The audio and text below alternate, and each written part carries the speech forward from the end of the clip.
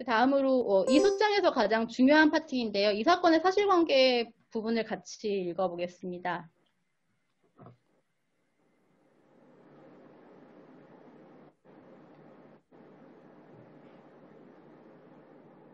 폭리 사건의 개요인데요. 폭리마을의 위치를 이 본문에 첨부된 지도상에서 보면 여기 빨간 실선으로 그려져 있는 것이 1번 국도입니다. 이 1번 국도는 이 베트남전 당시 그 연합군의 중요한 보급로였습니다. 이 도로 바로 옆으로 보이는 것이 폭리마을입니다. 이 도로에서 폭리마을은 육안으로 관찰이 가능할 만큼 가까이 있고요. 이 폭리마을 근처에 또 다른 폭넘마을이 있습니다. 이 도로에 있는 이 캡 D1과 캡 D2는 여기서 캡은 컴바인드 액션 플래툰인데요. 미군과 남베트남 민병대가 연합해서 만든 소대들의 초소가 이 캡 D1과 캡 D2에 있었습니다. 그래서 이 캡 D2에 있는 미군과 남베트남 민병대가 합동해서 만든 초소에서 이 폭리마을이 육안으로 관찰이 가능했습니다. 그래서 폭리마을 인근에도 연합작전 소대인 캡 D1과 캡 D2가 일본 국도변에 주둔을 하였다고 설명이 되어 있고요. 한편 이제 8월 한국군의 이 사건 1중대는 폭리마을로부터 남동 방향으로 직선거리 약 3km 떨어진 곳에 주둔하고 있었습니다. 그래서 이 지도에서 남동거리로 3km 떨어진 곳에 한국군이 주둔을 하고 있었는데요. 이 사건 당일인 2월 12일에 이 사건 1중대가 폭리마을과 폭남마을에 차례로 진입하여 방공호에 숨어있던 주민들을 수류탄으로 위협해서 끌어낸 다음에 몇 곳에 모이게 했고 비무장 상태에서 아무런 저항을 하지 않던 주민들을 가까운 거리에서 총을 발사하고 수류탄을 터뜨리고 대검으로 찌르는 방법으로 살해했고 집에는 불을 질러서 시체를 소외하고 사건을 은폐하려 했습니다. 이 사건 1중대는 이때 폭리마을에 위치한 원고의 집에서도 원고와 원고의 오빠 응우엔 득상에게 총을 쏘아서 중상을 입혔고 원고의 다른 가족들을 살해했습니다. 또한 같은 날 폭리마을에서 주민들을 한 곳에 모이게 한 다음 총으로 쏘아 죽이는 과정에서 원고의 어머니도 살해했습니다. 이러한 지금 읽은 부분이 이제 다시 폭리 사건을 요약한 부분이고요. 이러한 폭리 사건의 증거들을 아까 말씀드린 대로 피해자 측, 가해자 측, 제3자 측 증거를 분류를 해서 차례로 저희가 자세히 설명을 하였습니다. 먼저 가장 중요한 응우엔 티탄과 원고 응우엔 티탄의 진술과 함께 학살 현장에 있었던 원고의 오빠 응우엔 득상의 진술을 중심으로 같은 시기에 폭리 주민들의 진술과 함께 정리를 했는데요. 여기서 가장 핵심되는 피해 상황을 진술한 부분만 제가 한번 읽어보겠습니다. 한국군이 저희 집에 들어왔습니다. 해서 그 한국군인이 방공호 이렇게 입구에 다가와서 수류탄을 꺼내서 보여줬어요. 한국말은 모르지만 신호를 보여주면서 나오라고, 안 나오면 던지겠다고 그런 신호를 보여줬습니다. 그때 저희 이모가 너무 무서워서 그냥 나가라고, 방공호에 계속 있으면 거기 수류탄 던질까봐 빨리 나가라고 했습니다. 그때 방공호에 있었던 사람은 저희 이모와요, 저희 이모의 자식, 그리고 저희 형제 4명, 그리고 이웃집에서 놀러온 한 아이도 있었습니다. 그때 방공호에서 이렇게 나오는 대로, 사람이 나오는 대로 한국군인이 총을 쐈습니다. 저희 가족은 그냥 나오는 대로 총을 맞았습니다. 한국군인이 쏜 총알로, 근데 그래서 저희가 다 이렇게 쓰러져 누워있는데 이렇게 보니까 이모가 아직도 아기를 안고 있었고 한 한국 군인이 집에 불을 지르려고 했습니다. 그래서 이모가 그거 말리려고 하지 말라고 했는데 이렇게 손을 들어서 말리려고 했는데 그 옆에서 한국 군인이 이모의 배에다가 이렇게 칼로 찔렀습니다. 그래서 저희 오빠는 총알에 맞아서 아랫배부터 엉덩이까지 다 날아갔습니다. 저희 남동생은 총알을 입에다가 맞아서 턱이 다 날아갔습니다. 저희 언니는 총알을 맞아서 그냥 집안에서 죽었습니다. 저는 배에 총알을 맞았습니다. 일단 한국 군인이 이래서 결국 저희 집은 불을 질러서 그렇게 태웠습니다. 제가 집이 불태워진 것을 보니까 힘내서 도망가려고 했는데 이렇게 집 밖으로 나가려니까 동생이 숨 쉴 때마다 그 피가 불룩불룩 나오는 장면을 보는데 동생한테 아무것도 도와줄 수가 없었습니다. 그래서 제가 나가니까 아직 오빠가 살아있는 건 봤습니다. 동생은 아직도 뭐 숨쉬고 있는데 동생은 도와줄 수가 없고 오빠가 집이 불이 태워지는 것을 보니까 너무 무서워서 저를 보고 도망가자고 했습니다. 그래서 오빠는 그 상처가 너무 심각해서 걷지도 못하고 그래서 기어가야 됐습니다. 저는 오빠를 따라서 그냥 천천히 걸어갔습니다.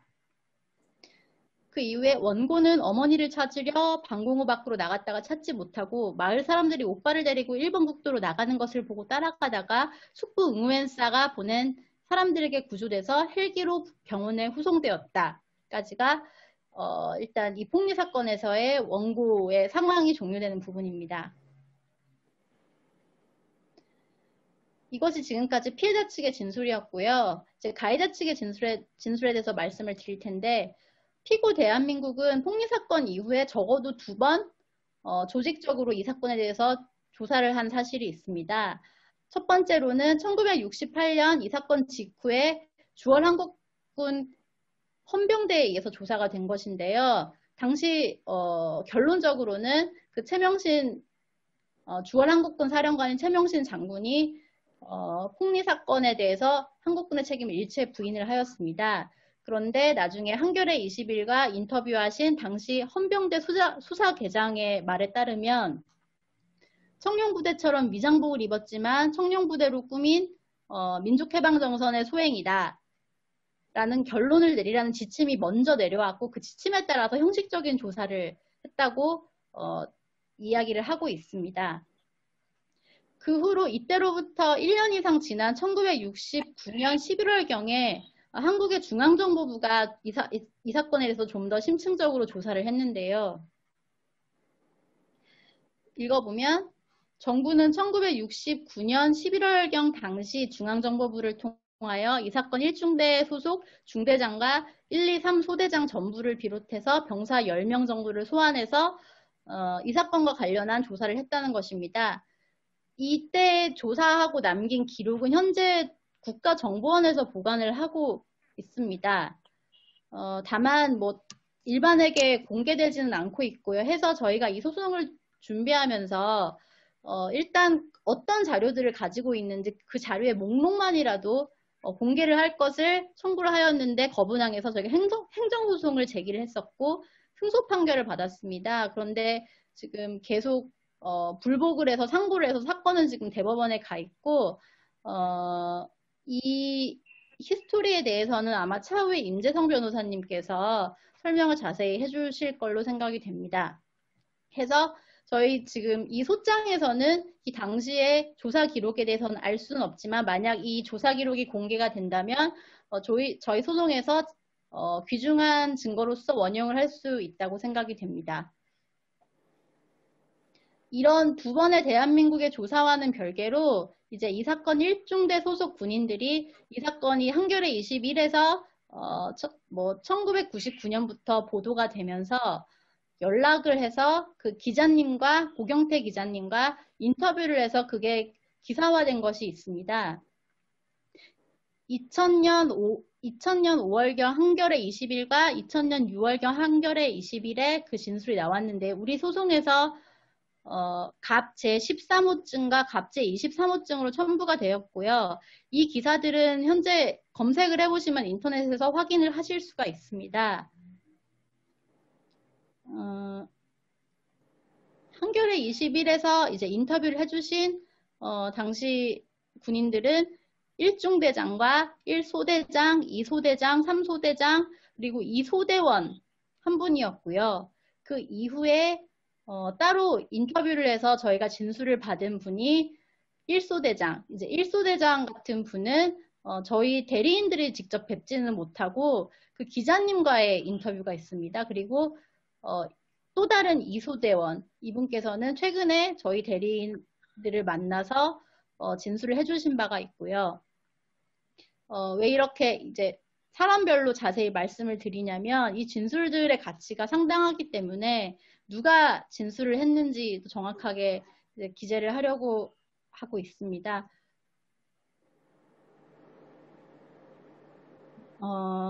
당시 2소대장과 1소대장과 2소대 B1의 이야기에 따르면 3소대에서 이 사건을 발생시켰을 것이다 라는 취지로 진술을 하였고, 또 다른 이 소대 A1의 경우는 1소대에서 폭리 사건을 저질렀다는 취지로 말씀을 하셨고, 또 3소대장과 중대장은 1중대 중 누군가가 주민들을 사살한 것은 맞지만 누가 그런 것인지 모르고 기억도 나지 않는다 라는 취지로 진술을 하였습니다. 그래서 이 사건의 경우 3소대인지 1소대인지 혹은 2소대인지는 진술이 일부 엇갈리는 부분이 있지만 이들의 공통된 진술은 이 사건 1중대가 함의 사건을 발생시켰다는 진술인 것이고, 이제 그것이 이제 가해자 측 진술로 굉장한 진술 가치를 가진다는 점을 말씀을 드리고 싶습니다. 이소대장의 진술을 한번 읽어보면, 마을에 진입한 이후 7, 80명의 민간인들을 후방으로 대피시켰다. 이를 중대에 보고하고 앞으로 나가는데 갑자기 후방에서 총소리를 들었다. 그 후 뒤로 후송시킨 사람들을 다 사살했다는 이야기를 들었다.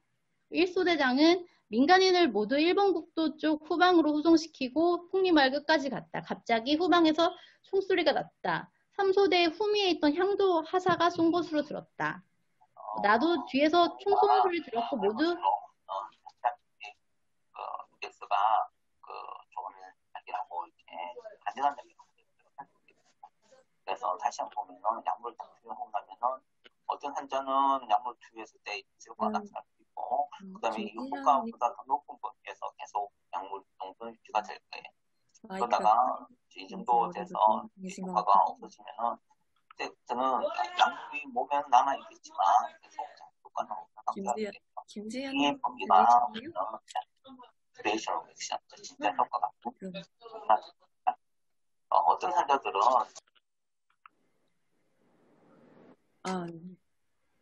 유트가 된 것 같습니다. 네. 네. 이 부분은 사실 기재된 것만으로 명확하니까 제가 더 설명을 하지 않고 넘어가겠습니다.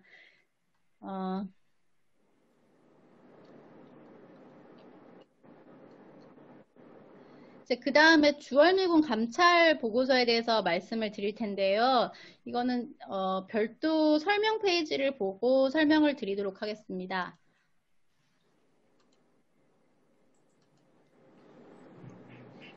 주월미군 감찰 보고서가 무엇인가에 대해서 설명을 드릴 텐데요. 1968년 2월 12일에 폭리 사건이 발생을 하고 그 직후에 주월미군에서 이 사건에 대해서 조사하라는 명령이 있게 됩니다. 그래서 불과 약 일주일 후에 주월미군 제3해병 상륙군에 의해서 제1차 보고서가 나오게 되고 그 이틀 후에는 2차 보고서가 나오게 됩니다. 이들 보고서에는 2월 13일부터 2월 20일 사이에 이 폭리 사건의 생존자와 목격자의 진술을 받은 내용들이 수록이 그대로 되게 됩니다. 그리고 4월 16일에 이 보고서가 주월 미국 사령관에게 보고가 되고 주월 미국 사령관은 이 보고서들을 보고 같은 달 29일에 주월 한국군 사령관인 최명신 장군에게 이 보고서들을 보내면서 폭리 사건에 대한 한국군의 입장을 요청을 하게 됩니다. 그리고 약 2달 후인 6월 4일에 최명신 장군이 회신을 하는데요. 이때 최명신 장군은 폭리 사건을 부인을 합니다. 그 이후에 미군 안에서는 이 사건에 대해서 추가적인 별다른 조사는 없었고요. 그렇게 1년 반 정도를 잠잠하다가 이제 1969년 12월에 들어서 미 국무부가 주월 한국군의 베트남전 민간인 학살 사건 관련 정보를 달라고 주월 미국 대사관에 연락을 하게 됩니다.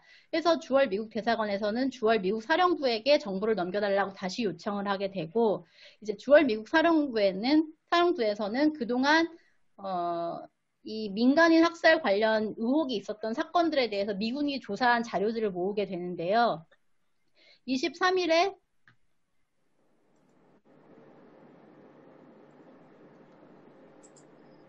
예. 23일에 미 국무부에 회신할 첫 번째 보고서를 작성을 완료합니다. 이 첫 번째 보고서 안에는 기존에 약 2년 전에 작성된 1차 조사 보고서와 2차 조사 보고서가 포함이 됩니다. 그래서 저희가 주월미군 감찰 보고서라고 지칭을 할 때는 주로 이 1차 조사 보고서와 제 2차 조사 보고서를 기준으로 말씀을 드리는 것입니다.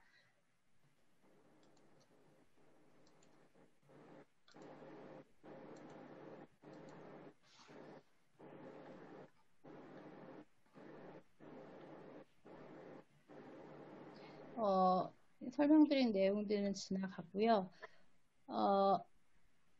이 1차 보고서와 2차 보고서의 어떤 사람들이 진술했는지 진술자 명단을 저희가 따로 작성을 하였는데요. 보시면 실비아 시크레트 본의 경우에는 그 아까 말씀드린 연합작전 중대의 소속인 미군입니다. 여기에서 그 소속인 본 상병의 경우가 그 직후에 학살 현장을 사진을 찍은 사람입니다. 그리고 여기 두 번째 보고서에 있는 하딘과 해롤드는 같은 미군인데요. 특징은 이 연합작전 중대에 속해 있지 않고 그 사건 발생과 관련 있는 그 한국군인 이 사건 1중대에 같이 소속이 됐던 사람들입니다. 이 기록의 신빙성이 중요한데요. 폭리 사건이 발생한 1968년 2월 12일 당시 촬영된 사진 및 사건 발생일에 매우 근접해서 작성된 기록을 근거로 했기 때문에 이 시기를 보면은 신빙성이 있고 사건 발생 직후 목격자와 피해자들의 진술이 들어있기 때문에 그 내용에 있어서 신빙성이 또 있다고 볼 수가 있고요. 한국군의 아군이었던 주월미군이 한국군을 음해할 목적으로 작성하였을 것이 아니라고 생각이 되기 때문에 그 조사 주체 형식적인 측면에서도 신빙성이 높다고 볼 수 있습니다. 이 사실 미군 감찰 보고서의 주요 내용들은 저희 이 소장 본문에 거의 다 현출이 되어 있어서 이 내용들을 자세히 보시면은 알 수가 있을 거라고 생각은 되는데요. 그 내용들을 종합해 보면 결국에 1968년 2월 12일 10시에서 10시 반 사이에 한국군이 일본 국도에서 북쪽으로 진격하다가 캡 D2 지점을 넘어서 방향을 꺾어서 폭리마을로 들어갔고 폭넘마을로 들어갔고 같은 날 한국군이 이 마을들에서 작전을 수행을 했고 작전이 멈춘 뒤 폭리마을에 들어가 봤더니 불에 탄 가옥과 부상당하고 살해당한 아이, 노인, 여성들을 목격하였다는 것입니다.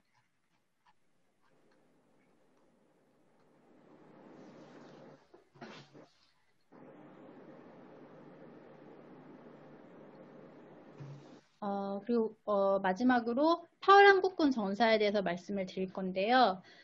파월 한국군 전사는 이제 파월 한국군 전사 제4권은 국방부 전사 편찬위원회가 1972년 11월 30일에 발간한 전사로서 한국군의 베트남전 당시 전황을 기록한 책입니다.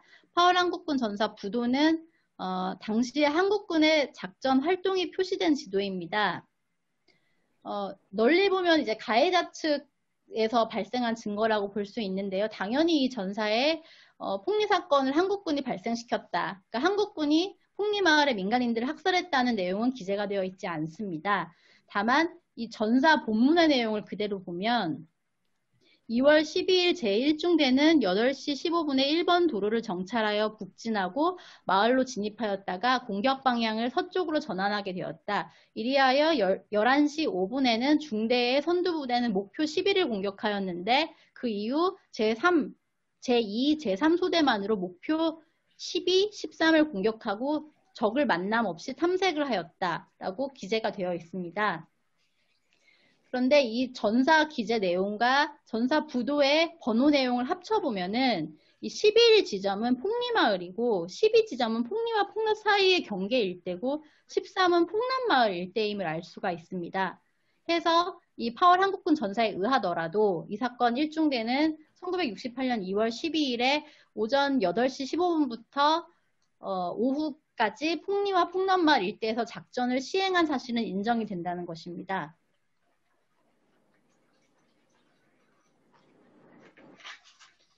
이제 이 사실관계에서 이 3번에서는 이 사실관계를 정리하면서 원고 대리인들이 강조하고 싶은 사실을 다시 한번 정리를 한 것인데요. 공격자가 이 사건 일중대라는 사실, 그리고 원고를 비롯한 폭리 사건의 피해자들은 비무장 무저항 상태였다는 사실, 그리고 폭리마을의 피해자들은 대부분 연령대가 어리거나 높고 성별도 여성이 많았다는 것입니다. 이 불법행위 성립 파트에서는 아까 보여드렸던 참고 자료를 보면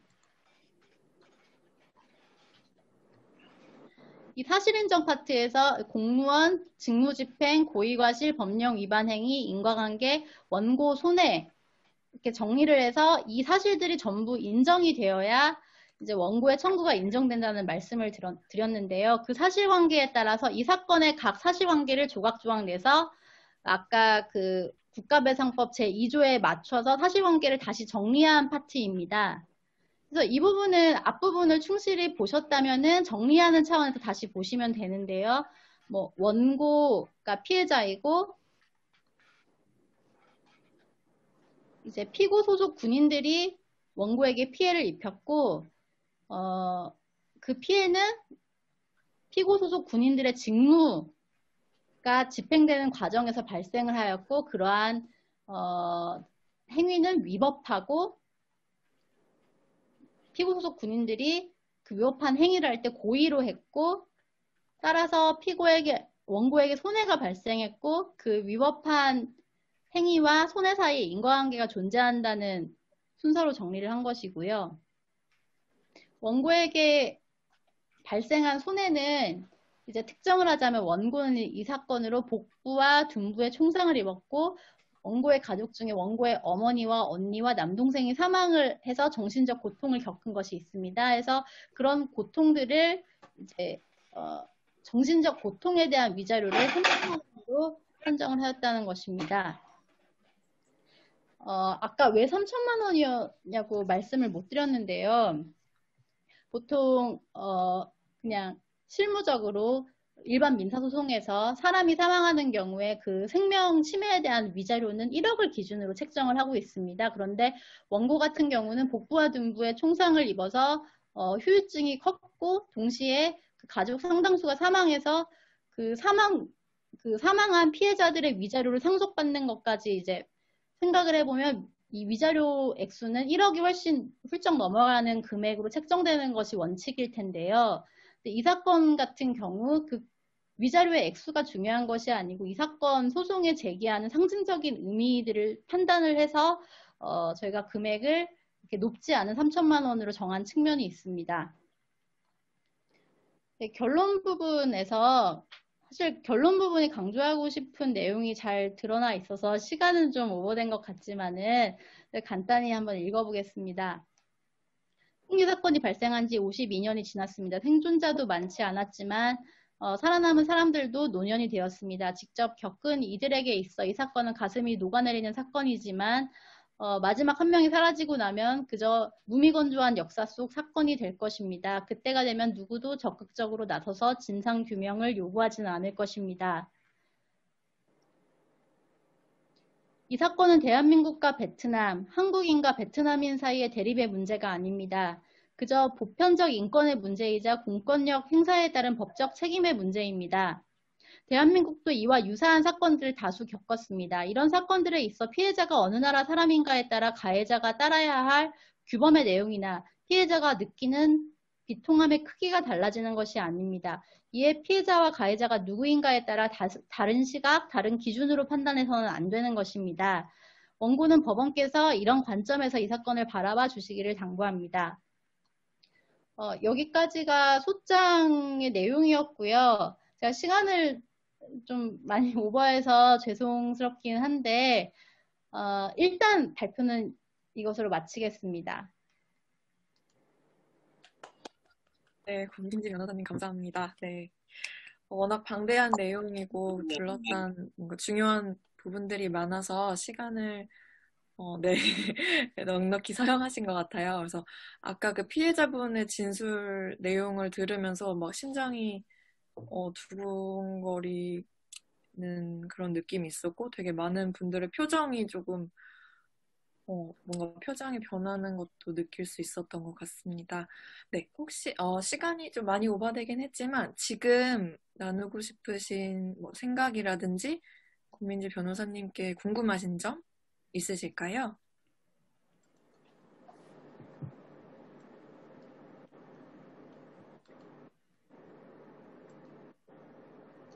혹시 지금 바로 떠오르시지 않는다면 그 박진석 변호사님의 이야기 들은 이후에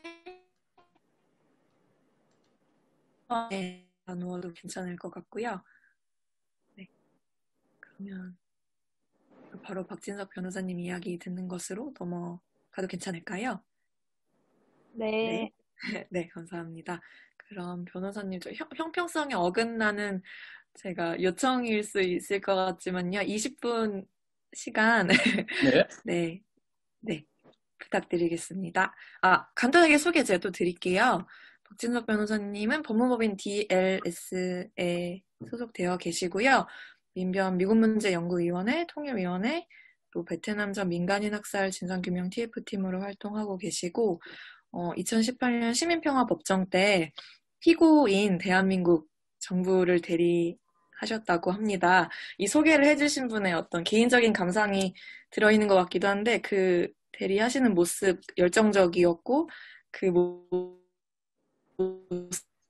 모습들의 마음을 훔쳤다고 이렇게 언급되어 있어요. 네. 그러면 변호사님 초대해 보겠습니다. 예, 박진석 변호사입니다.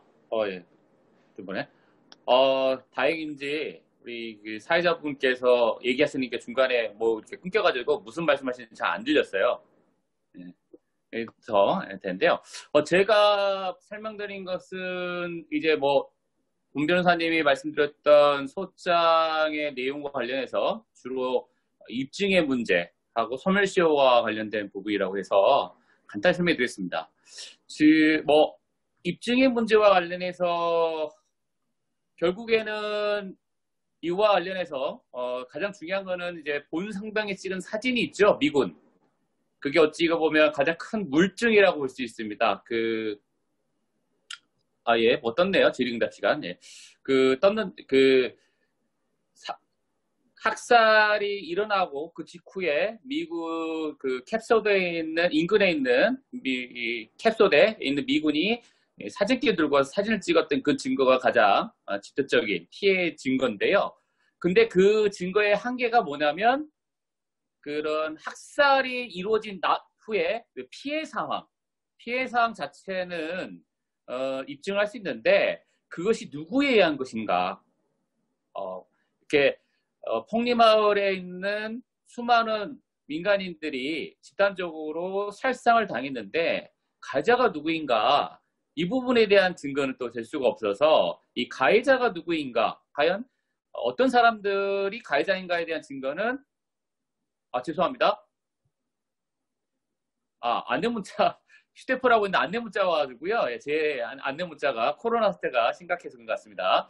잠깐 끊겠습니다. 그래서 이제 그러면 도대체 이 수많은 폭리마을의 주민들을 살상한 이 가해자가 누구인가의 부분은 결국에는 당시 현장에 있었던 사람들의 진술,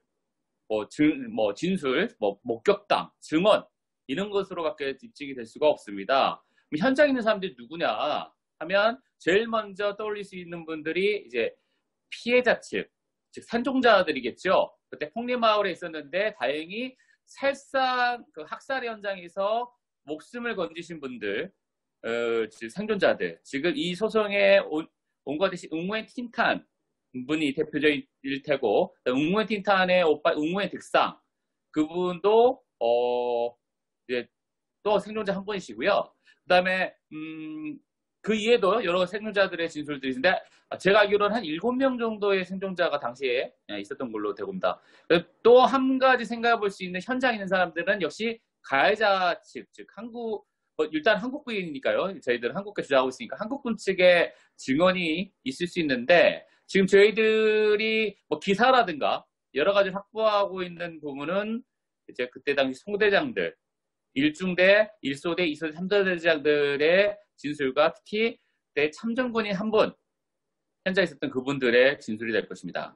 마지막으로 그러면 현장에 있었던 사람 중에 마지막 불려줄 수 있는 사람들이 이제 목격자겠죠. 가해자 피해자 단체의 3의 목격자들, 제3자를 쓴 목격자들이 있는데 목격자들은 크게 그 캡속이라고 그 미군하고 그다음에 베트남인 민병대원들 같이 있는 연합수다가 있습니다. 그 캡에 있었던 그때 미군들 그리고 그 민병대원들 이 당시 현장 목격했던 세 사람의 진술이 될 것입니다. 지금 저희들이 이미 본 변호사님이 발표하셨을 때 말씀을 하셨는데요.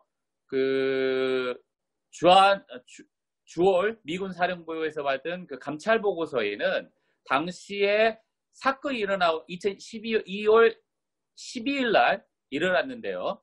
그 이후에 4일과 5일 뒤 2016년 17일 날 중심일 날 그때 당시 그 목격자들 그 다음에 생존자들을 중심으로 진술서를 받아놓은 것들이 있습니다. 그래서 그 미군들의 진술서들에 의하면 분명히 한국군들이 그 당시에 폭림마을에 들어가서 주민들 학살하는 것을 받고 본인들이 육안으로도 확인할 수 있었다. 베트남 민병대도 했고요. 특히 그 주월 미국 감찰 보고서에는 당시 학살 현장에서 구해낸 2명의 여자분이 있었습니다. 미군들이 구조로 들어갔던 그 학살의 피해자분들, 베트남 그 여성분들이 당시 병원에 있었는데, 다낭병원에 입원돼 있었는데요. 거기 가서 받았던 진술도 같이 들어가 있습니다. 그래서 이와 같이, 있고요. 그 이후에 저희들이 뭐 웅원 티탄, 이 옹고분도 그렇고요. 웅원 특상, 그 오빠분도 있고, 이 시민평화법정을 준비하면서 받아놓던 진술서도 있고요. 그 다음에 올해였죠? 올해 청와대 진술 그 탄원서를 제출하면서 작년인가요? 청와대 그 탄원을 베트남 그때 폭림마을 피해자들을 오셔서 있었던 그 마을 주민이 냈던 당시에 했던 어찌 보면 그 생존자들과 아니면 그거의 목격자들의 그 진술이 있습니다. 가해자 측은 주로 기사죠. 기사 쪽의 내용이 있습니다. 그래서 어찌 보면 이렇게 가해자도 자기들 한국군이 분명히 폭림마을을 살해했다고 주장을 하고 있고, 그 다음에 당시에 사건 당시만 주얼미군 감찰 보고서에서도 한국군이 했다고 돼 있고, 당시 생존자들, 목격자들도 그와 진술하고 있으면 이건 더 뭐 입증의 문제 없는 거 아니냐라고 볼 수도 있는데, 지금 이제 피고 측, 대한민국 측에서는 그 진술의 신빙성들에 대해서 문제를 삼고 있습니다. 믿을 수가 없다. 여러 가지 이유로 뭐 미군이 한국군에게 억울한 누명을 씌우는 거다. 그다음에 뭐 그때 당시 피해자들의 진술이 그 피해자들의 진술도 신빙성이 없다. 세월이 많이 지났는데 어떻게 할 수 있냐 하면서 한국군이 아니다. 한국군이 그 당시에 작전을 했던 건 맞지만 그 폭림마을에 들어가서 주민들을 살상한 건 한국군이 아니고 다른 세력이다. 뭐 한국군을 가장한 세력이다. 이런 주장들을 주로 하고 있죠. 그래서 이 부분들이 입증의 문제에 있고요. 앞으로 저희 변호인들이 이 부분, 가해자 부분을 특히 한국군이었다는 걸 명확하게 입증해야 되는 게 문제인데요. 여기서 가장 핵심은 이제 진술의 신빙성이라고 합니다. 그 진술이, 어떤 진술이 있는데 내가 뭘 봤다, 뭐 누군가 뭔가를 했던 거를 내가 특도에 봤다. 근데 그 진술이 믿을만 하냐, 믿을 수 있냐, 이게 신빙성이라고 하는데요. 법률용어로 신빙성인데 그 진술의 신빙성을 저희들이 뒷받침하는 것이 가장 중요합니다. 근데 이 진술의 신빙성을 뒷받침할 수 있는 것은 당시에 그 목격자와 생존자, 이분들 진짜 현장에 있었던 게 맞느냐, 그 학살 경험했던 맞느냐, 이거를 증명하는 게 가장 중요할 텐데요. 당시에는 이제 그 목격자라든가 생존자분들이 당시 상황을 많이 진술을 하세요. 그때 어떤 일이 있었던지. 그 상황들이 실제로 그날 있었던 것과 일치하느냐가 굉장히 진술의 신빙성을 뒷받침해주는 가장 중요한 요소도 합니다. 그래서 그 소장이 진술하실 때 우리 권 변호사님께서 베트남 전사 파월 전사라는 그 한국군의 공식적인 어떤 전투 기록을 남긴 역사, 뭐 기록사랄까요? 기록서를 말씀하셨는데요. 그때 당시에 물론 학살 사실을 뺐지만 당시에 작전 중에 어떤 일이 있었고 어떻게 있었는지 이 부분들을 써놓겠습니다. 근데 당시 그 목격자로 가시는 분들, 그다음에 그 생존자분들이 진술하고 있는 당시 상황을 보면 굉장히 그 파월 한국군 전사와 일치하는 부분 되게 많습니다. 그래서 저희들은 그런 부분들, 그러니까 한국군이 공식적으로 인정한 그날에 있었던 사실들을 실제로 그 한국군이 학살을 봤다라고 증언하고 있는 목격자들과 생존자들이 실제로 있었던 일을 다 보셨다. 그분들이 현장에 있었던 것이 맞다. 현장에 있었던 건 확실하고 그분들이 실제로 봤던 것을 사실 있는 그대로 진술하고 있다. 그때 이분들의 진술은 신빙성이 있다. 그때 이분들이 한국군이 폭리마을 주민들을 살상한 것이 맞다라는 것은 굉장히 신빙성이 있다. 이런 취지로 지금 저희들이 입증 계획을 세우려고 하고 있습니다. 물론 이게 뭐 말은 이렇게 쉽게 얘기하고 있는데 쉽지 않습니다. 뭐 한국 개소에서 피고 측에서 신빙성 누구인데 그 신빙성을 하려면 그때 당시에는 수많은 펼쳐져 있는 진술들을 서로 좀 뭐랄까요? 뭐 재조합한다. 재조합해서 서로 일치하는 부분들을 얘기를 해야 되고 있습니다. 한 가지 이제 그 입증과 관련해서 또 한 가지 또 중요한 게 있는데 당시에 그 한국군 그때 럭크래커라고 해서 한국군, 미군, 그다음에 올람군 세 군이 연합작전을 했던 시기였습니다. 그 시기가. 그러니까 럭크래커 작전이라는 그 연합작전하는 시기에 이 사건, 폭리사건이 터졌는데요. 그러면서 한국군 부대에도 연락을 담당하기 위한 미군들이 그 미군 병사 2명이 같이 동행을 했습니다. 근데 이 사람들이 그날 있었던 일을 진술하면서 문제는 한국군들이 어떤 마을에 들어갔고 소탕을 했는데 그 뒤에 들어가서 봤더니 마을 주민이 죽어있던 걸 봤다. 라고까지 얘기를 하는데 중요한 건 뭐냐면 이 사람들이 갑자기 나는 폭림마을에 한국군 안 들어갔다. 그다음에 폭림마을 아니다. 이런 식으로 이렇게 책임 회피해요. 미군도 두 가지 사람도 있습니다. 아까 봤듯이 그 지도상에 봤던 캡소대라고 하는데 베트남 민병대하고 같이 있었던 미군들은 분명히 한국군들이 폭림마을을 공격할 걸 받고 그들이 떠나고 나서 들어갔더니 주민들 많이 죽어 있었다. 한국한 게 맞다라고 진술을 하고 있는 반면에 그 한국군과 같이 그날 동행했던 그 연락을 담당했던 미군 병사 2명은 뭔가 한국군들이 어떤 마을을 공격하고 폭리마을은 표현을 쓰지 않습니다. 어떤 마을을 공격했고 마을을 공격한 다음에 들어갔더니 사람이 죽어 있었던 걸 자기 봤지만 마지막 말비에 자기 폭리마을은 아니었다. 그게 뭐 이런 식으로 그 약간 그 캡소됐던 미군들과 다른 진술하고 있어서 이 부분도 저희들이 좀 건너뛰어야 되는 부분입니다. 그 정도로 할까요? 그 다음에 아무튼 그게 가장 중요하다. 가해자가 한국군이라는 것을 입증하는 게 가장 중요하다. 일단은 지금 소송에서 봤을 때 상대방도 2월 12일 날 폭리마을에서 수많은 민간인들이 죽었다는 사실 자체는 부인하지 않고 있습니다. 그 자체는 인정하고 있고요. 다만 그게 그 사람들을 죽인 가해 주체가 한국군이 아니었다는 얘기이기 때문에 이 사건에서의 가장 중요한 핵심적인 것, 즉 저희들이 원고 측 대리인들이 입증해야 되는 것은 그때 당시에 폭리마을 주민들에게 가해자가 한국군이라는 부분들을 입증하는 것인데 그것을 뒷받침하는 것은 당시에 그 사건을 목격했던 미군과 그다음에 그 피해 현장에 있었던 학살의 현장 생존자들 진술이 있지만 이 진술이 신빙성이 있다. 실제로 이 사람들 말하는 게 진실이다라는 것을 입증하는 것이 저희들이 남아있습니다. 그러면서 또 그 당시에 진술했던 다른 사람들의 진술 중에는 저희들한테 불리한 부분도 있기 때문에 그 부분들은 잘못된 것이다. 그거는 그 사람이 거짓말하고 있다는 걸 입증해야 되는 게 저희들의 몫입니다. 이게 입증 문제가 가장 큰 문제일 것 같고요. 그 다음은 저희들이 이제 뭐 보니까 소멸시효 부분에 말씀을 하시는데 사실은 국가배상법 아까 말씀드렸지만 국가배상법 소멸시효라는 게 무엇이냐면 어떤 권리가 있다 하더라도 그 권리를 행사하지 않고 장기간 시간을 소비했을 때 시간 경과됐을 때 행사하지 않고 권리자가 권리 행사자 장시간 시간을 했을 때 채무자 입장, 그 의무자 입장에서는 이게 평생 그거에 대한 그 짐으로 벗어나지 못하게 하는 것 굉장히 법적 안정성이라는 표현을 쓰는데요. 해친다라는 것이죠. 그래서 아무리 권리가 있다 하더라도, 내가 의무가 있다 하더라도, 장기간 시간이 지날 때까지 그 권리를 행사하지 않으면 그 권리를 없애겠다, 행사하지 못하겠다는 게 소멸시효제도라고 합니다. 이 국가배상 청구권, 그러니까 손해배상, 국가를 상대로 손해배상 청구권에서도 소멸시효가 있습니다. 그것은 내가 손해배상 청구권이 있는 것은 안 날로부터 3년, 그다음에 그런 불법 행위가 발생한 또 5년입니다.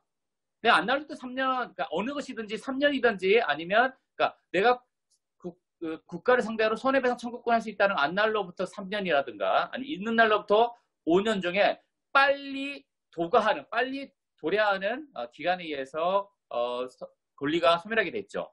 근데 지금 이 폭리 사건은 자신의 1968년 2월 11일이니까 5년이 이미 지나버렸죠. 즉 폭리 사건은 1973년 2월 12일이 지나버리면 5년이 지나기 때문에 우리나라 국가배상법상 소멸시효제도에 의해서 청구권이 소멸하게 됐습니다. 이게 가장 큰 소멸시효 문제인데요.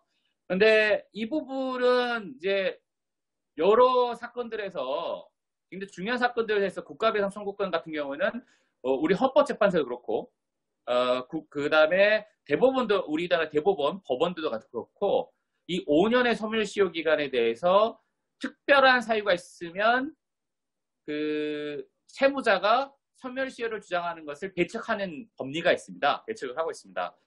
대표적으로 말씀드려 한국전쟁 당시에 그 민간인들의 그 학살 사건이 많았었죠. 그리고 그걸로 인해서 그 많은 국가배상 청구 소송이 있었는데요. 당연히 한국전쟁은 1953년에 끝났기 때문에 5년이 지났지 않습니까?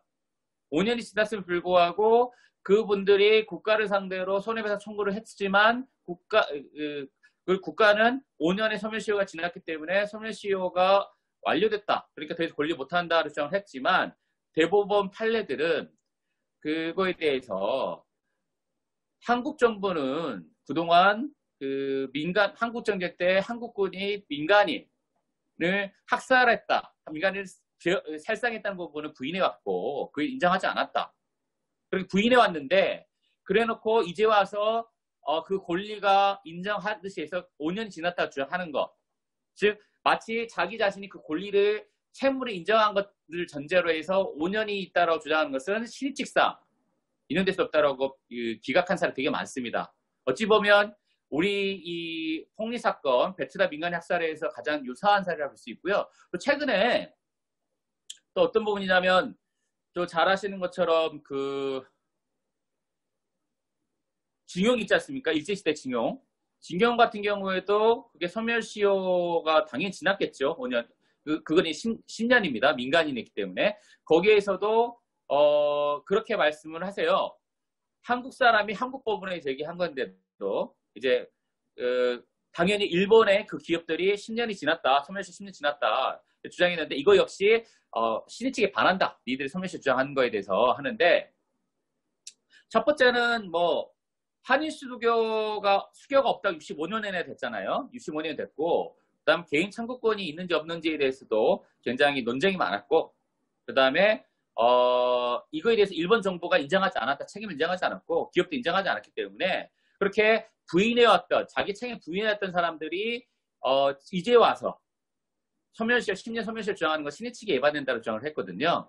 그래서 우리 사례를 이러한 법리들을 앞서 말씀했던 법리들을 우리 사례에 적용을 해보면 일단은 뭐 그렇죠. 한국 정부는 단 한 번도 한국군이 민간인 학살 때 인정한 적이 없습니다. 부인을 했고요. 그런데 이제 와서 그런 것들을 소멸시효를 주장하는 것 자체는 국가가 자기 책임을 부인해왔고 그동안 계속 부인해왔는데 이제 와서 마치 자기 책임을 인정한 것처럼 그 전제하에서 소멸시효 주장하는 것은 신의측에 예반된다라고 배치될 가능성이 굉장히 높습니다. 이건 뭐 대법원이나 헌재됐기 때문에 소멸시효 문제는 큰 문제가 없을 거라고 저희들은 판단하고 있습니다. 근데 오히려 지금 문제될 수 있는 것은 국가배상 같은 경우에 상호보증주의라는 게 있어요. 그 외국인이 한국 법원에 와가지고 대한민국을 상대로 국가배상 청구하는 것에 대해서는 그 나라에서 그 외국인의 그 국적이 있는 그 나라에서 한국 사람이 국가를 상대로 국가에서 청구를 할 수 있는 경우만 허용될 수 있다라는 그런 상호보증주의라는 게 지금 우리나라 국가배상법에 있거든요. 그 부분이 문제가 되는데요. 그 부분 역시 저희들은 소멸시효 제도라는 것도 결국에는 어떤 법적 안정성이라는 게 만들 제도적인 장치거든요. 어떤 제도가 있다고 해서 무조건적으로 적용되는 게 아니라 그 제도의 취지, 본질적인 한계에 의해서 어떤 그 말씀드렸다시피 그 적용을 하는 것이 적절하지 않을 경우에 부당할 경우에 오히려 적용하지 않아야 된다는 주장으로 헷갈려 하는데 사후보증주의는 너무 들어가면 좀 법률 전문적인 거라서 그 부분은 그냥 이렇게 간단하게 말씀만 드리겠습니다. 뭐 입증의 부분과 소멸시효에 대해서 간단하게 설명을 드렸습니다. 네, 제 말씀 끝났는데요. 네, 고맙습니다. 네. 뭔가 입증과 시효 관련해서 간단하고 되게 강하게 네, 알기 쉽게 설명 잘 해주신 것 같아요. 감사합니다. 채팅창 보니까 질문들이 막 쏟아져 나와 있는데요. 먼저 심화정 선생님이 그 이제 미군의 존재가 분명히 있는데 이 미군과 남베트남군 그리고 한국군이 작전을 할 때 어느 정도 정보를 공유하는지 궁금하다. 미군들이 이 학살이 일어난 직후에 가서 이제 구조도 하고 사진도 찍었다고 하는데 이전에 이런 상황에 대해서 전혀 인지하고 있지 못할 수가 있었는지 실제로 그랬던 건지 그런 의문을 제시해 주셨고요. 또 이런 작전이 사실 한국군이 미국의 요청에 의해서 남베트남에 이제 파병이 된 것인데 이런 사전 공유 없이 단독으로 한국군이 행동하는 것이 가능한지 그런 질문을 남겨주셨어요. 그리고 또 그 허상수님께서 한국과 미국 간의 그런 명령이나 지휘 체계가 관계가 어떻게 되는 것인지 이 질문과도 연결이 되는 것 같은데요. 혹시 이 부분에 대해서 답변을 해주실 수 있을까요? 어떤 부분인지 정확하게 일단은 뭐 잠깐만요. 질문이 네. 복잡해서 뭐 어떤 거죠? 질문이? 질문을 그 채팅창에 있기도 한데요. 그냥 읽어드릴게요. 미군과 남베트남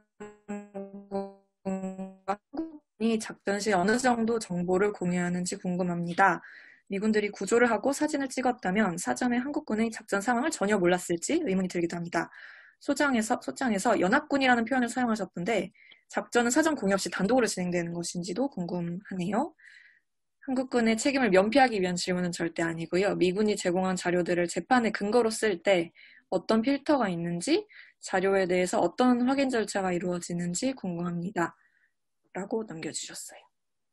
일단은 당신의 이제 그 넛크래커 작전이라고 말씀드렸었잖아요. 미군과 그다음에 그 한국과 남베트남군이 했기 때문에 그때 당시에 그래서 그 미군의 어떤 한국군이 하는 작전에 다 공유가 됐었고요. 뭐 저도 자세히는 모릅니다. 근데 그 나중에 보니까 그날 한국군이 작전한 내용에 대해서 미군에게도 연락이 갔던 것 같아요. 그다음에 연락장교라는 분이 있더라고요. 그 미국 그 상륙부의 연락장교라는 직책이 있는 사람들이 있는데 그 사람을 통해서 어느 정도 그 공유가 됐던 것 같습니다. 그래서 미군도 근데 이 캡소대라고 말씀드렸잖아요. 캡소대는 아주 작은 소대이고 있고 그다음에 그 자리에서 뭐 정찰하는 임무이기 때문에 이 캡소대 자체는 정보가 없었던 것 같아요. 한국군이 그날 구체적으로 어떤 작전하는지 잘 모르고 있었던 것 같은데 미군은 그러니까 미군 그때 제3 상륙 해병대 정확한 명칭이 있는데 그 사령부 자체는 한국군이 어떤 작전이 펼치지에 대해서 어느 정도 공유가 됐던 것 같습니다. 그래서 연락 장교를 통해 제가 말씀드렸죠. 그 한국군과 같이 움직이는 연락병 2명이 있었다라고 무전병 2명이 있었고 그래서 그 사람들을 통해서 연락을 했던 것 같은데 이제 그 정도였던 것 같고요. 그래서 뭐 아주 세세한 그날 있었던 그러니까 뭐 아마 사전에 우리가 어떤 작전을 펼칠 거라는 정도의 정보 공유는 그 제3 해병대 사령부에는 공유가 됐을 것 같고요. 그다음에 끝난 다음에도 그날 어떤 일이 있었지 공유를 했겠지만 그 연락 장교를 통해서요. 그런데 민간인 학살과 관련된 부분들은 당연히 한국군에서 알려주지 않았겠죠. 그렇죠?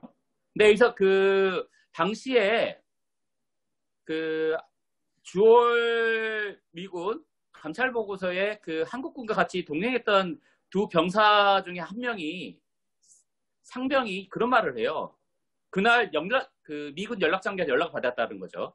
그날 바로. 그러면서 그날 그 오후에 있었던, 그러니까 그날 있었던 작전할 때 있었던 얘기를 아무한테도 얘기하지 말라. 라는 얘기를 들었다고 써놓고요. 그 다음에 뭐 실제로 있었던 자기가 다 상황 보고를 했는데 그것과 다른 이렇게 상황 보고서를 요구받았다. 이런 내용이 적혀 있어요. 그런 거 보면은 미군도 최초에 그 캡소대에서 당연히 보기로 했겠죠. 미군도 다 알고 있었던 것 같고, 근데 한국군은 그 부분에 대해서 미군 다른 작전 상황을 다 공유하면서도 아마도 그 부분에 대해서는 작전을 민간 학생에 대한 부분 공유하지 않았던 것 같고, 그다음에 그렇기 때문에 그 미군 제3연락 해병대에 있는 연락장교 미국 그 장교들이죠. 장교는 그날 그런 상병들 한국군과 같이 동행했던 사람들과 그 미군 병사들과 캡소대에 있는 미군 캡소대 주도하고 미군들을 통해서 연락장교 사는 분은 그날 한국군들이 폭림할 사람들을 학살했다는 부분을 어느 정도 알고 있었는 자세한 내용을 몰랐던 것 같고요. 그러면서 그 미국 연락장교가 입단속을 시킨 거죠. 그 같이 미군하고 한국과 동행했던 그 정도에서 어느 정도 공유를 했던 것 같아요. 다만 그 지역은 한국군의 독자적인 작전적이었습니다. 그러니까 연합회를 했다는 건 뭐냐면 미군은 북쪽에서 몰고 내려오고 한국군은 남쪽에서 올라가는 거기 때문에 이런 장면에서 합동작전이었다는 것이지 미군과 한국군이 함께 작전한 거 아니에요. 같이 어떤 폭리마을에서 아무튼 폭리마을 일대의 작전은 이게 단독의 작전이었고요. 각자의 역할을 분담하는 단독 작전이었기 때문에 그 현장에서 직접 작전을 했던 미군들은 없어요. 그 다음에 그래서 정보 공유는 저도 현장에 있었던 거 군사 전문가 아닐 때 이 정도 저희가 파악하고 있는 정도이고요. 답이 되는지 모르겠습니다. 두 번째는 그러면 지금 이제 미국 측의 감찰 보고서에 있는 이 자료들을 어떤 필터링을 통해서 증거를 쓰냐라고 하는데 저희들은 사실 솔직히 말씀드리면 6월 감찰 보고서에서는 보고서 자체에는 한국군이 했다는 결론은 없습니다. 저희들이 6월 미군 감찰 보고서에서 증거를 쓰는 부분들은 당시에 그 사건을 목격했던 목격자들과 그 현장에 생존했던 생존자들, 그다음 그때 그 피해 현장 중에 사진을 쓰고 있는 겁니다. 그리고 그 사람들의 진술이 신빙성 있느냐 없느냐는 아까 말씀드렸듯이 다른 증거들과 관련해서 그 사람이 실제로 그 현장에 있었던 것이냐, 그다음 현장에 있었고 그 현장에 있었던 일을 보고 듣는 대로, 그러니까 자신이 직접 보고 목격하고 들은 것을 그대로 썼느냐, 이 부분의 문제인 거라고 생각이 들거든요. 그래서 다른 피털링 자체는 없습니다. 그러니까 미군이기 때문에 아니면 생존자이기 때문에 당연히 진술 신빙성 있다 이런 게 아니라 그분이 그 현장에 있었던 것이 그분들이 이제 실제 목격자인지 아니면 학살의 피해에 살아난 생존자인지 먼저 증명을 해야 되고요. 그분들이 진술하고 있는 부분들이 그날 있었던 것을 객관적으로 그 사실과 부합한지 부분은 저희들이 입증을 해야 되는 부분입니다. 그 부분도 아까 봤듯이 다른 증거들, 그러니까 한국군이 인정했던 다른 부분들로 입증하려는 거죠. 답이 됐나 모르겠습니다. 감사합니다. 예. 그다음 또 뭐가 있었는데? 네, 그리고 이어서 한국 해병과 미국 해병관의 명령, 지휘, 통치 구체계 어떻게 되어 있나요? 그거 연구해 보십시오. 저도 모릅니다. 저희도 그걸 알 수가 없어서요. 오히려 이걸 해주실 수 있는 분은 이건 해줄 수 있는 것 같아요.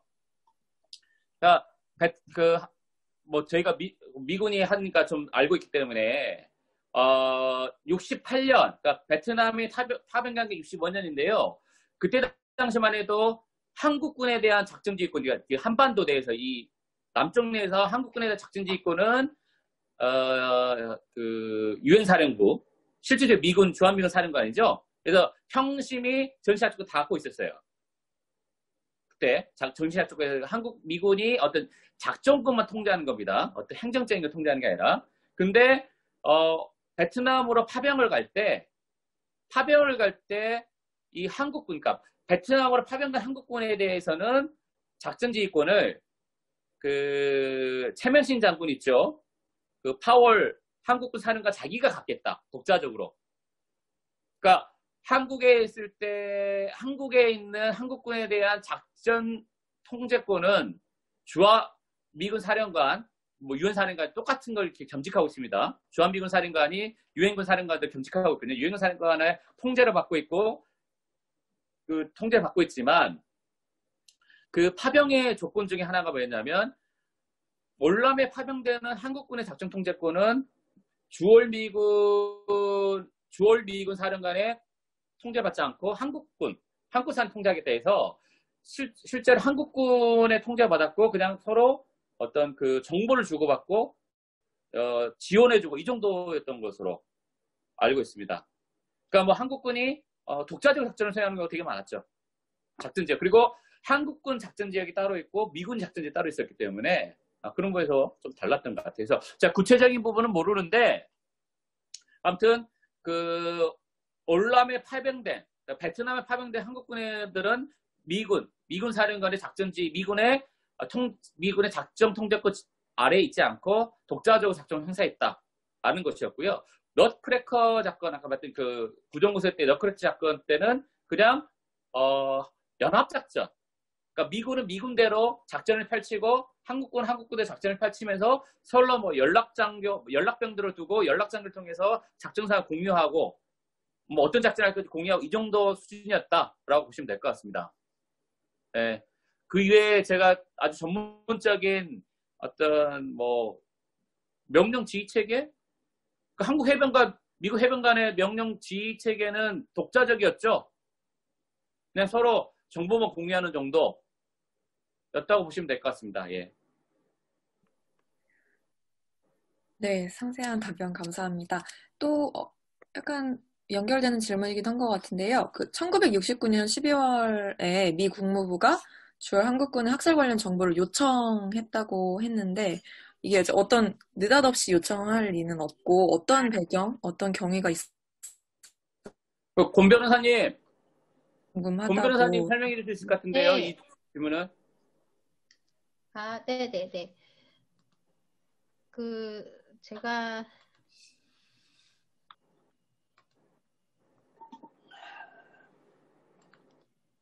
그 소장 37에서 38페이지 사이에 있는데요.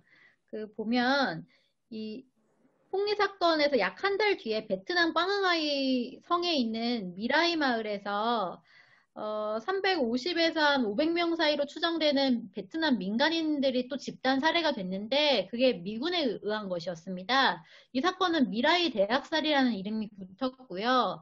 이 사건이 1969년 11월경에 미국 언론을 통해서 폭로가 되게 됩니다. 해서 당시에 미국 내에 베트남 반전 여론이 많이 격화가 됐고요. 그 가운데 미국 상원에서 1970년 2월부터 3일간 파월 한국군에 대한 재정 지원의 적정성을 주제로 하는 청문회가 개최되게 되었습니다. 해서 미 국무부가 당시에 상원 청문회에서 파월 한국군 문제가 논의될 때 이 베트남전에서의 한국군의 민간인 학살 이슈가 제기가 될 것을 우려해서 미리 사태를 파악하기 위해서 이제 베트남 현지에 있는 미국 대사관에 요청을 하게 된 것으로 생각이 됩니다. 그게 이 사건이 갑자기 마지막 조사 후로 1년 반 이후에 다시 수면으로 나오게 된 계기가 된 것 같습니다. 하지만 그렇더라도 이 당시에 새로운 조사는 없었다는 점은 아까 말씀드린 바와 같습니다. 네. 네, 감사합니다. 권민지 변호사님이 이어서 또 답변해 주실 수 있을 것 같은데요. 조서연 님이 질문하셨어요. 이 사건의 피고가 대한민국인 이유는 이해가 된다. 그런데 원고가 응우옌 티타님 개인으로서 1인이 된 이유가 무엇인지 하셨어요. 원고가 왜 한 명이냐는 얘기는 폭리마을의 다른 주민들도 소재기를 할 수 있는 것 아니냐는 취지로 말씀하신 거라고 생각을 하면은 사실 뭐, 그것은 뭐, 저희가 사실 그 폭리마을의 모든 그 학살 유가족이나 생존자 분들을 이제 자세히 인적으로 알고 있지는 않은 한계일 수도 있고요. 또 동시에 뭐 알고 계신 이제 뭐 주로 한배평야재단을 통해서 이제 알게 되는 것이지만은 이 타국에서의 이런 소송의 원고로 서는 것에 대해서 뭐 이제 응원했던 선생님께서 특별히 용기를 내주신 걸로 제가 알고 있습니다. 그래서 그 수많은 원고가 되실 수 있는 분 중에 왜 응우엔티탕 선생님인가는 이제 응우엔티탕 선생님과 연이 닿아서 이렇게 소재기에 이르게 된 것이다 라고밖에 이렇게 말씀드릴 수는 없을 것 같습니다. 네, 감사합니다. 네. 그리고 한배평화재단에서도 질문 주셨는데, 이 재판부에서 증인을 요청을 할 텐데, 피해자, 가해자, 목격자, 제3자인 목격자, 어느 쪽도 이제 증인으로 모시기가 어려울 것 같은데, 이거 어렵지 않으신지, 또 어떤 계획 갖고 있는지도 물어보셨어요. 그리고 뭔가 만나시면서 그 증인들 만나시면서 뭐 피해자 쪽이든 가해자 쪽이든 뭔가 인상 깊었던 경험이나 뭐 기억은 없으신지 그런 것도 함께 궁금합니다.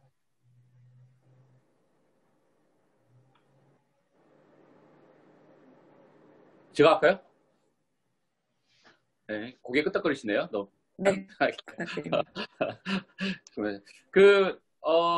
정확하게 말하면 증인은 재판부에 요청하지 않습니다. 재판부에 요청하지 않고요. 증인은 당사자들, 원고와 피고가 각자 신청을 해야 되고요. 일단은 저희들이 이게 그 한국군에 의해서 폭리마을 사람들이 희생을 당했다, 살상을 당했다를 입증을 해야 되기 때문에 저희들이 입증을 해야 됩니다. 물론 지금까지 이제 서정을 했지만 증인을 해야 되는데요. 저희들이 생각하고 있는 거는 일단 베트남 현지에서 그 당시 그 생존자, 물론 웅에티탄 아주머니는 원고기 때문에 증인은 아닙니다. 당사자 신분이라는 걸 하게 돼 있거든요. 증인, 당사자 원고는 그걸 할 예정이고, 그에 또 뭐 폭림마을에서 이거에 대해서 당시 현장에 있어서 생존자분 있다면 그분도 같이 좀 하고자 하고 있습니다. 그래서 한 베트남 현지에서 그 폭리마을의 생존자로서 한 2분 정도 모시려고 하는데요. 결국 비용이겠죠, 비용. 그분들 체제 비용들을 들어야 되고, 또 지금은 코로나 때문에 들어오실 수도 없는 상황이라서 아마 그분들은 아마 그 소송 뭐 코로나 사태 진정되고 뒤쪽에 가지 않을까 싶고요. 그래서 현재 지금 생각하고 있는 거는 이거는 확정된 건 아닙니다. 그냥 저희들 회의하면서 쭉 논의되는 건데, 그 시민평화법정에서 증언 주셨던 그 참전 군인분, 현장에서 참전 군인분 증인 신청하는 거 하고요. 그다음에 뭐 이 사건에서 폭리 사건을 계속 취재해 주시면서 다양한 뭐 분들을 그때 뭐 가해자 측, 목격자 다 만나보신 고경태 기자님도 저희들이 증인으로 신청하고 있고, 그 정도 고경태 기자님, 그 다음에 어떤 그 참전 군인분 생각하고 있고요. 그에 뭐 가능성이 있는지 없는지에 대해서는 좀 계속 검토하고 있는데, 혹시 뭐 지금 서대장분들 중에 한 분이 살아계시거든요, 한국에. 네, 일중대. 서대장분 한 분 지금 가능성 여부를 타진을 하고 있는 중이고요. 그 다음에 뭐 가능할지 안 할지 아무튼 그때 뭐 또 헌병대 조사관이 당시에 뭐 조사가 이미 결론을 내고 조작돼 있다라는 인터뷰를 하신 분이 있어서 뭐 그 정도 지금 생각하고 있는 중입니다. 그래서 정리를 해보면 베트남 현지 생존자분 한 2분 정도, 그 다음에 그 참전군인분, 그 다음에 고경태 기자님, 그리고 더 플러스 알파 정도 고민하고 있는 중입니다. 증인신문은. 그리고 피고 측에서는 누구를 할지 모르겠습니다. 피고 측에서는 어떤 사람들을 증인 신청할지 모르겠는데 피고측은 증인 신청 안 할 수도 있겠지만 혹시나 뭐 참전군인 중에 그날 그런 일 없었다라고 증언해 주실 분을 섭외를 해서 뭐 증인 신청할지 모르겠습니다. 됐나요? 증인은? 예.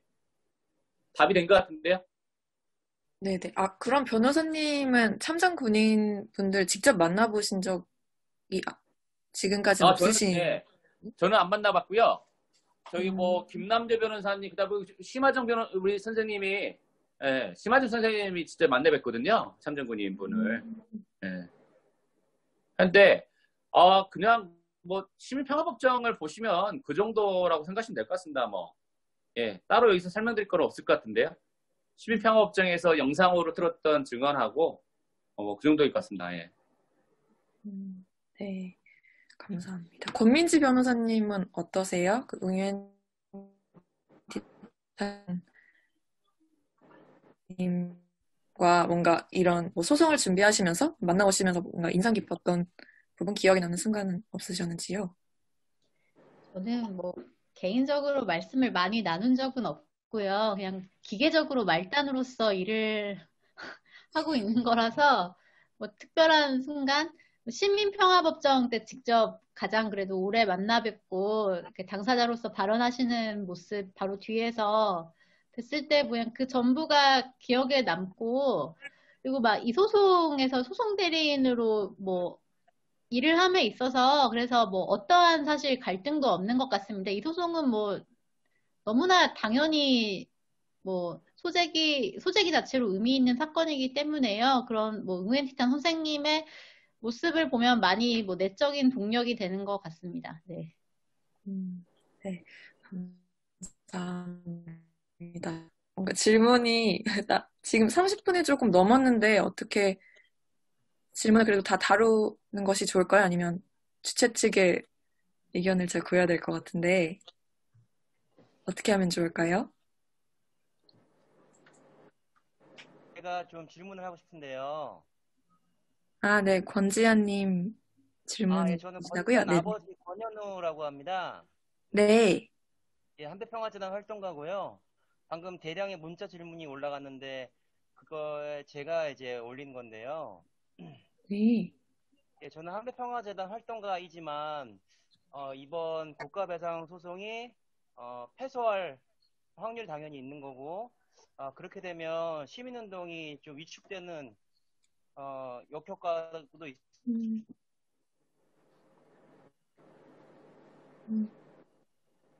그러면 이 진상규명 운동에 이제 반대 그렇게 되면 어쩌나 하는 걱정하는 마음 되게 큽니다. 그리고 하나주머니가 또 마음이 되게 다치실 것이고, 응웬티타님이 마음이 되게 다치실 것이고, 그래서 이런 웹 세미나 같은 이런 시간이, 그러니까 그런 법적 투쟁이 변호사들에게만 한정되는 게 아니라, 응웬티타님이나 변호사님에게만 한정된 게 아니라 이런 시민들이 함께하는 그 과정이 되게 중요한 것 같은데, 저는 사례가 되게 궁금합니다.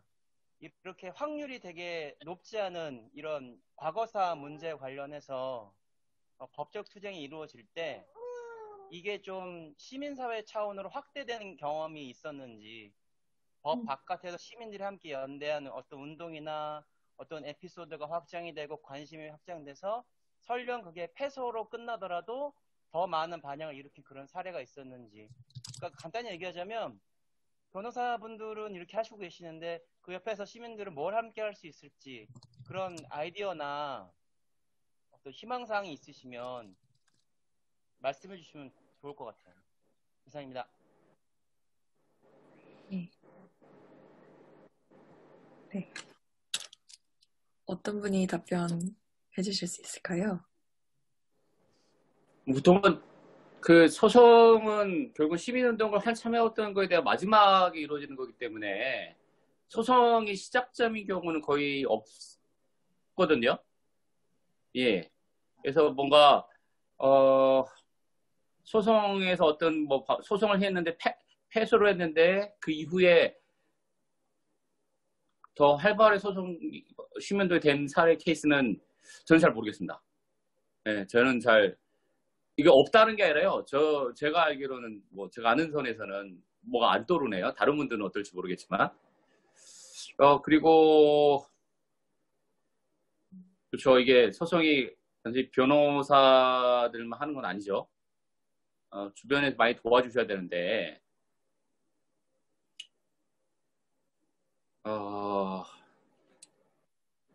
어떻게 도와드려요? 네, 그러게요. 거의 어렵네요. 예, 그거는 같이 고민해야 되죠? 저한테 답을 달라고 하시면 안 될 것 같아요. 근데 일단은, 우리 그 권현우 선생님께서는 지금 베트남 현재 계신 걸로 알고 있는데, 맞나요? 네, 맞다고 하시네요.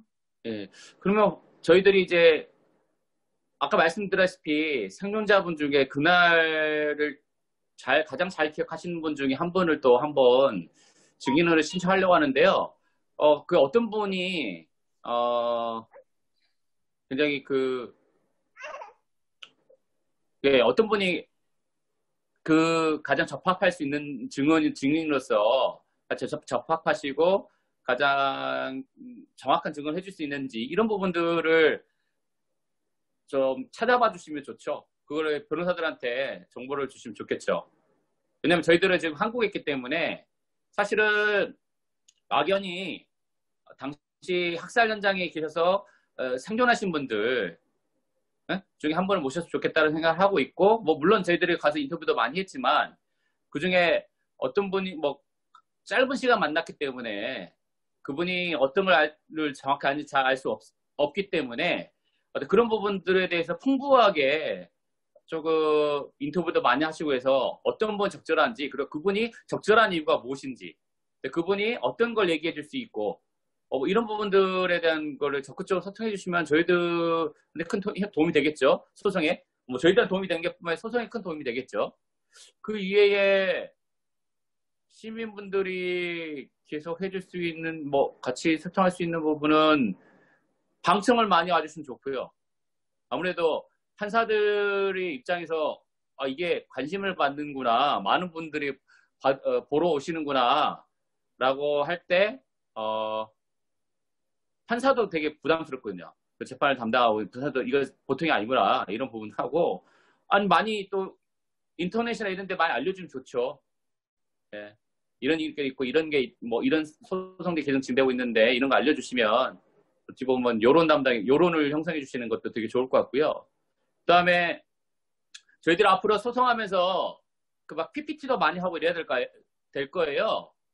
그러면 그런 부분들 아주 그런 디자인이라든가 이런 부분들에 대해서 능력이 뛰어나신 분들 있으면 저희도 지원해 주면 좋죠. 변호사들이 아무래도 요거 PPT를 만들거나 이런 거에 되게 많이 능숙하지 않거든요. 도와주실 부분들 많네요. 또 생각해보니까. 앞으로 계속 고민해보면 될 것 같은데요. 그리고 보니까 그 공소시효가 아니라 소멸시효, 공소시효는 형사고요.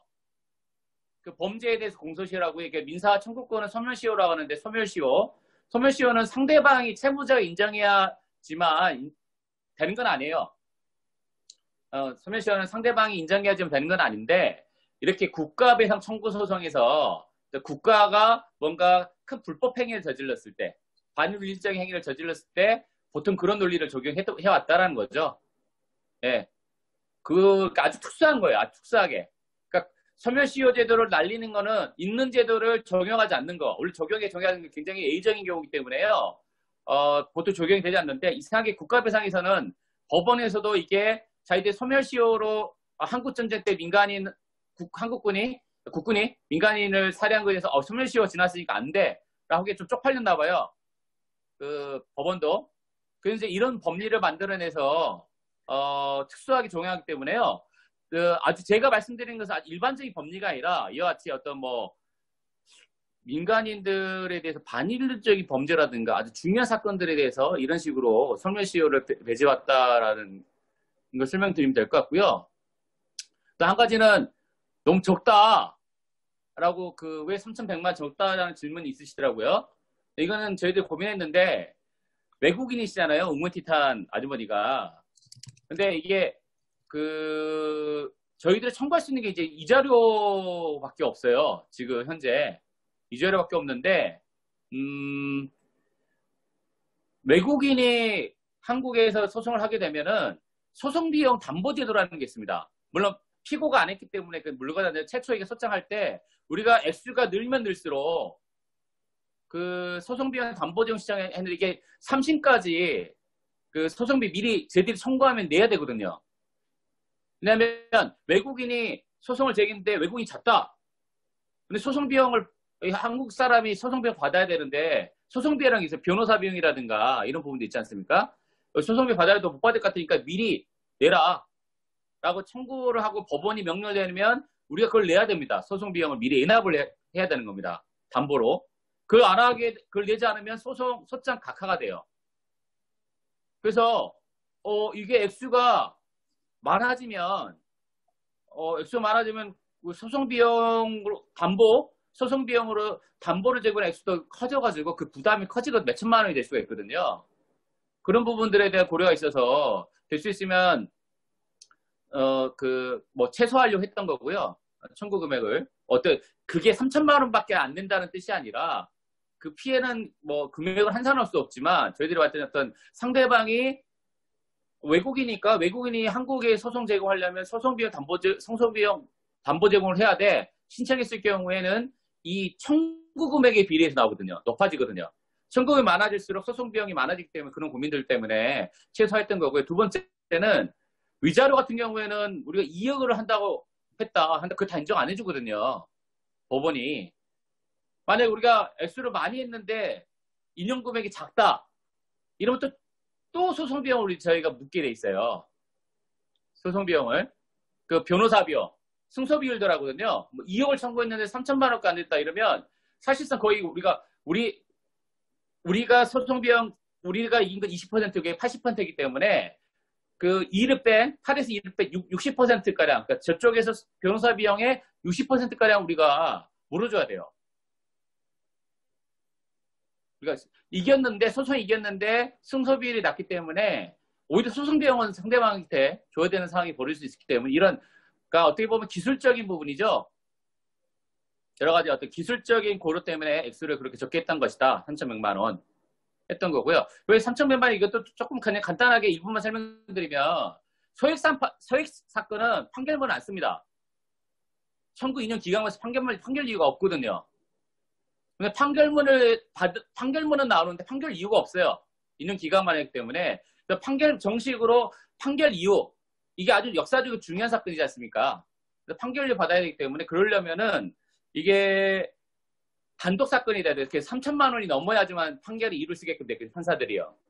제대로 소액 사건을 피할 수 있기 때문에 그런 어떤 기술적인 부분이다. 그래서 3,100만 원이라는 건 저희들의 어떤 그 깊은 의미가 있는 게 아니라 아까 봤던 소송비용의 문제, 그 다음에 어떤 소송비용 담보의 문제, 안 되면 소장 각하된다라는 그 다음에 나중에 소송에서 실제 인용될 위자료를 얼마가 인정될지 알 수가 없기 때문에 그거에 대한 추후의 소송 비용의 부담 문제, 그 다음에 판결 문제 이런 것들을 다 복합적으로 해서 했던 겁니다.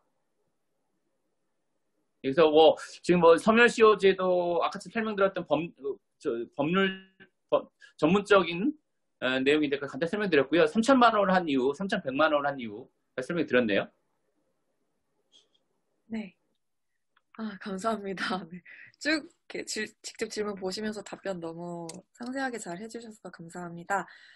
시간 지금 43분이 되어서 마무리 해보려고 하는데요. 그러면 제가 시간 관리 완전히 오늘 계획했던 것과 다르게 흘러갔던 것 같아요. 오늘 못다 하신 이야기들은 이후 웨비나에서 또 이어주시길 부탁드리고요. 다음 주와 그 다음 주에 또 2차, 3차 웨비나 준비되어 있으니까 그때도 많은 참여 부탁드립니다.